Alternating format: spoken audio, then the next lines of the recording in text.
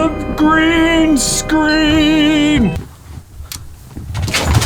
Can I be real with you for a second? I am the absolute worst at horror games.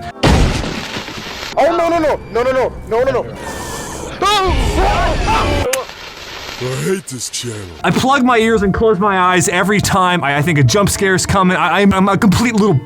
But I keep coming back to those games because they tell such amazing stories. They have great atmosphere. The music is just like, all right, I got it. Okay. All right, sorry about that. But even with that said, it feels like it's been eons since I've played a good horror game. That is, until I played Visage, which might just be the best horror game I've played in like 10 years.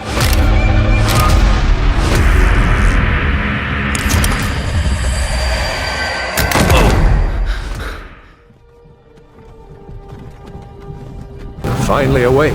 I know what you're thinking. Oh, Liam, if you hate horror games so much, why do you still play them? The point is, I'm willing to put up with making my brants turn pound. Oh my God. It's because I'm willing to put up with my pants turning brown in exchange for figuring out what happens in these stories. Yeah, because it's light. No, there's a guy. Oh shit, it's coming. No! I just gotta get a fucking Oh, I don't like photograph that. of it. I don't like that. It's like the blue meaning. It took me years to actually get around to playing horror games. I absolutely hated the idea of things popping out at me and always getting me by surprise. It works like every time. It's raining. The Paperman. All right. Oh my God! Oh my God. I can't believe I fell for that. But here's the real crazy thing about horror games. They trick your brain into thinking that the things that are happening on screen are happening in real life. Obviously, they're not happening in real life. But horror games are so effective because of this little thing in your brain called the illusion of agency. What the hell is that? The fact that you're the one controlling events in the game, your brain sees that like, oh, if I press button this, something happens in the game. The controls become an extension of yourself. This creates a two-way pathway in your brain that says, hey, the things that are happening in the game aren't just happening in front of you, they're happening to you. And that's huge because it pulls you into the game. It's not like a movie where it's like, ooh, scary violin part, time to be scared, and you're just sitting there eating popcorn like, okay, who gives a spit? But in the game world, it's happening to me. I'm the one that has to deal with the consequences and make it out alive. Feels like forever since we've had good psychological horror games. The last thing I can remember was PT. Basically, you loop around a house a bunch, scary things happen to you, and you can't get it anywhere because it was just a demo and they took it off the PlayStation Store. Super lame. But again, here's the kicker. PT wasn't meant to just be a horror game. It was something more than that. What? It's a very clever way around a non-disclosure agreement between Konami and Kojima. Yeah, it's still terrifying, but there's a lot of things in the game that wouldn't really be counted as like, ooh, that's really scary. And here's a bunch of cryptic things you have to decipher for me to not get sued. She had to get a part-time job working a grocery store. And if you're interested on the topic, there's a great video that you can click if you want to learn more, blah, blah, blah. But we haven't had anything since that. And that's where Visage comes in. Darth Vader holding a potted plant. Oh!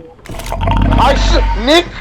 Oh, This game is bonkers scary. It feels like what PT could have been and never really was. Both games feel identical in the first few minutes, and it's pretty clear just how much Visage is copying PT. And you know what? I think that's A-okay. PT was only a 30-minute demo, whereas Visage copied everything PT did it perfectly, and added so much more pizzazz.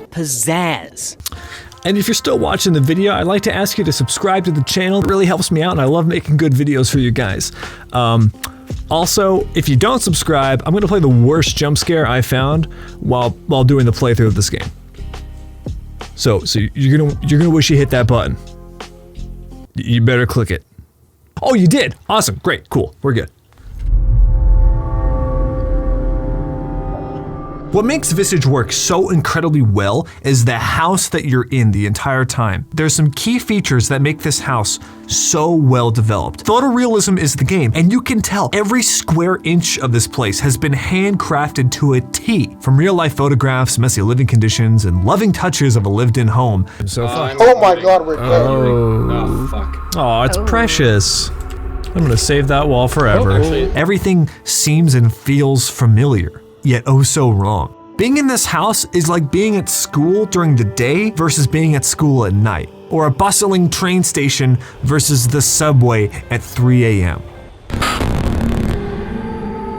Same area, but very different circumstances, making you feel on edge. You can interact with just about everything in the house. You can open dressers, doors, pick up any object and store it with you for later use. Photographs are real photographs that have handwritten notes on them. You don't really know what to pay attention to or what's going to be important to a plot because everything blends in plain sight. Today, the weather is going to be absolutely celestial. The temperature won't drop below. Everything about it feels real. It feels homely, but at the same time, everything is just incredibly wrong. You can access every room in this house through 2 different access points. But why is that helpful? Who cares? Horror games are at their best when you don't know what's going to trigger the spook or the event. Most horror games, PT included, will have obvious flags and scripted events that all get triggered by you picking up a key, opening a locked door, things where the game knows you're in one specific spot and then can orchestrate a series of scary events at that location. And that's not very scary because now I can predict when things are going to happen in the game instead of it catching me by surprise.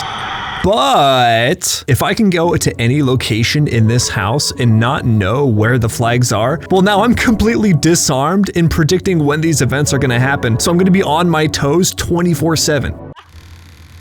No. It's your friend. No. Visage solves this problem by leaving the house completely open-ended. You can go from point A to point B through a myriad of different ways, which completely has you on your toes because you don't know when things are going to happen in the game, like at all.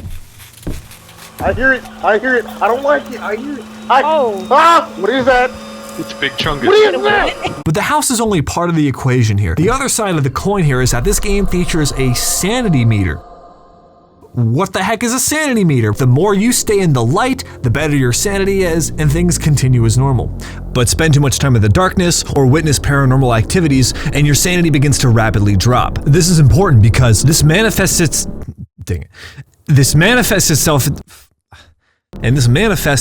Fuck, I cannot say that. And this manifests. Oh my fucking.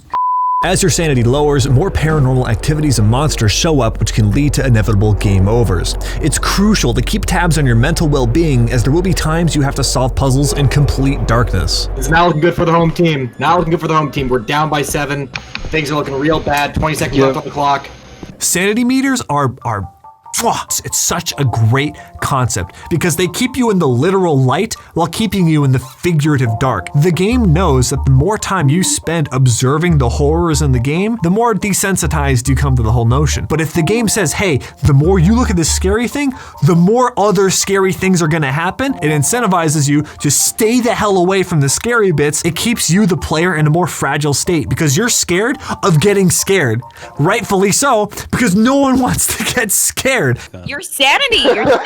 I know. Don't worry. We're going to the basement. But going to the It'll be basement fine. won't help. It'll be You're fine. going to the basement, you retard. What's the worst that could happen? You're not a big fan of.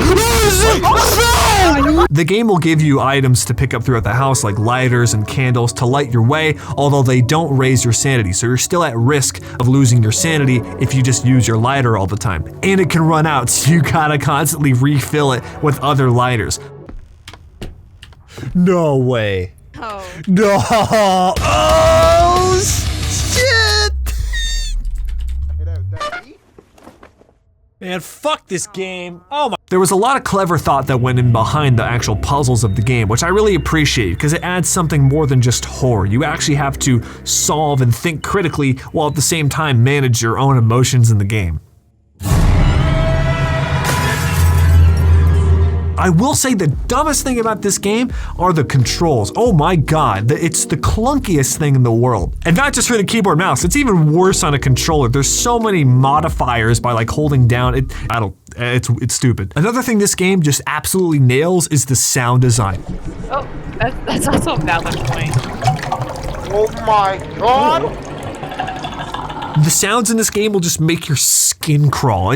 Everything is so gurgly and gross. You want to be able to hear what's around you, but the game is mastered in a way where the quiet parts in the game are super quiet. So you'll set your headphones louder than you ever really would in any other game. But when things start to heat up, the sound just goes absolutely crazy loud, and which makes you panic because you're trying to manipulate the crazy ass keybinds. You're trying to run away from whatever the fuck is chasing you because it's even hard to see it. And you're also trying to turn your headphones down in the process. It is horrifying on every single level.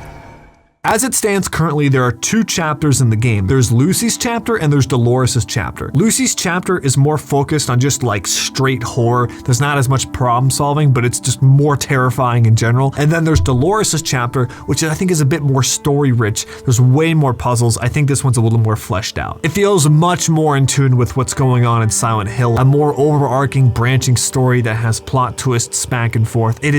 I cannot wait to see what they do with the story in this game. And I love the way the game intertwines the stories. All of the chapters in the game take place in the same house, but everything starts to change over the course of these chapters as things get just more twisted in their own unique ways. If you love psychological horror games that leave you thinking about the game days after you've played it, you gotta try this out. You're gonna miss out on the spooky season if you don't play it now. So go pick it up on Steam, support the developers, and it's going to be a great Halloween experience for you, I promise. Thank you guys so much for watching the video. That's all I got for today, and I will see you all next week. Subscribe to the channel if you enjoyed what you saw. Leave a like on the video if you enjoy the stuff, and I will catch you guys next week.